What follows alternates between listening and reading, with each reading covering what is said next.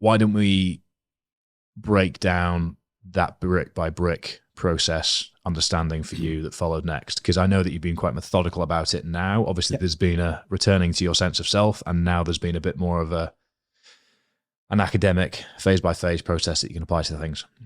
Yeah, so I think like one of the things I've been conscious of is that I've been through a lot of life changes, and I'm as happy as I've ever been right now, and I'm as in control of my life as I've ever been, and my relationships with everyone are as good as they've ever been. But I wanted to just give it time to make sure that it wasn't a fluke. You know, like everyone's seen that breakup guy or that girl in a breakup who's pretending they're fine and they're not. So, you know, it's been a good 8, 9 months, 10 months where I've been systematically developing these concepts. And I work quite well with like a visual structure. And the chap that I first met, Graham, he was really refreshing because he didn't want to unpack. He didn't want to basically be a therapist. He didn't want to unpack my future and past and all that kind of stuff. He just wanted to give me the toolbox to, if I ever get in that position again, to do that. And so I think it was the realization that our lives are basically set in 2 ways. They're based around the micro decisions that we make every day. The little decisions that we make reflect on what's going to happen. So that could be like simple things like, are we going to get up and exercise that morning? Is going to probably affect how we feel, and that's going to probably affect how we speak to people that day and all that kind of stuff. It's a silly micro decision, but actually might have a long, impactful result on your life there. And there's also, it's almost like the weather.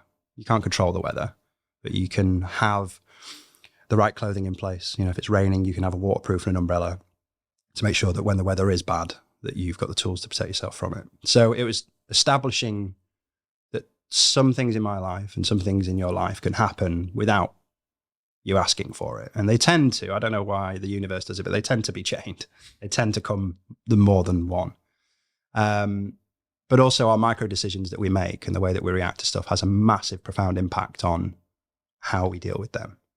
So what we did was we kind of laid out what people need in their life to feel good, to feel like they're the best version of themselves.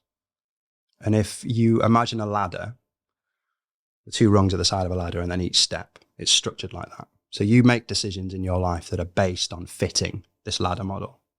And the first bit, the bit where you put your hands, is the emotional intelligence, the intelligence to recognize that something's wrong and you need to change. Now, there's lots of people that know that something is wrong, but they can't just put their finger on it. So you might recognize something is wrong in my life. I don't know why, but I'm losing my friendships. I don't know why, but I feel rubbish. I feel sad. I don't know what the change is, but just recognizing that is there and that something is wrong.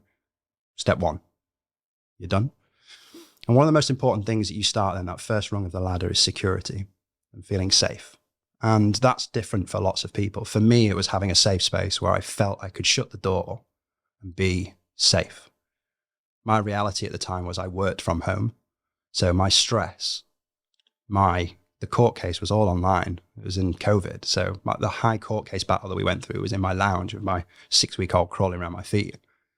The relationship was breaking down. So it just wasn't a safe space. I had nowhere I could go where I could feel safe. And in fact, actually, when I went on the races in these stressful situations, I felt relaxed because it felt like a safe space for me. And I just couldn't figure it out. My fight-flight response was all over the place. I was just constantly in fight. So having security is the number one thing that we should be trying to make decisions around, of like, how can I, if I haven't got a safe space, how can I feel safe? And it can also lead into financial security as well.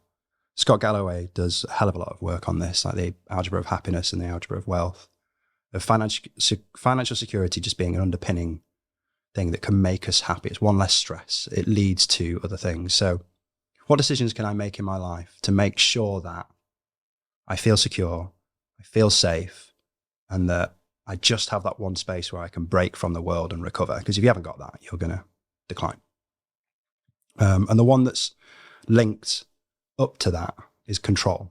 So once we've got that, it's control, of getting control of a situation in your life. So in my case, little things of security was changing things around at work, that I was a bit more financially secure. I'd been decimated, like my financial position was all over the place. What can I do to sort that? What can I do to take work out of the home? That's quite easy. Not have a laptop in the house. It was a huge one for me as well, personally. Yeah, You're sitting in my solution. Yeah, exactly. So, all those kind of things, they're all micro decisions. That it seems, how do I stop, the reality was, how do I stop these suicidal thoughts? Stop working at home. Well, that surely isn't it. So it's not that. It's loads of things, but that's going to definitely help. Control was all about getting control of my emotions, my reactions to things. Sometimes you can't control a situation. You've got to live in that.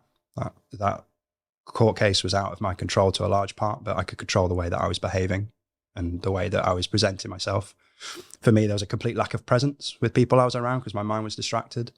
So control for me ended up being exercising. I'd ballooned up to 96 kilo. I used to walk around at 77. So running wasn't fun at 96 kilo.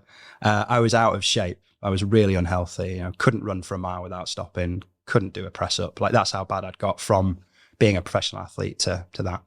So it was all about gaining control of that situation, gaining control of my life, and just taking those little fundamental steps to build in that kind of plan again to gain control of just the little things, and making sure that I've got that lined up.